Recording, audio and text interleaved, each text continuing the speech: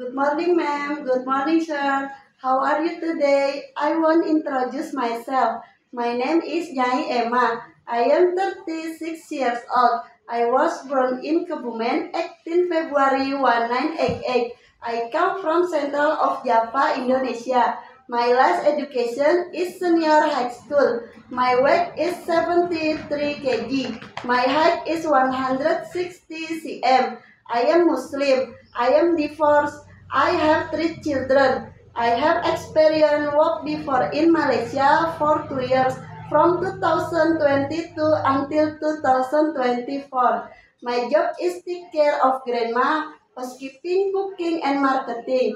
I can cook simple Indonesian food like fried chicken, fried rice, and soup. I not eat pork because I'm Muslim, but I can cook and handle pork. I afraid of dog. I want go to Singapore because I need more money for my family and my best future.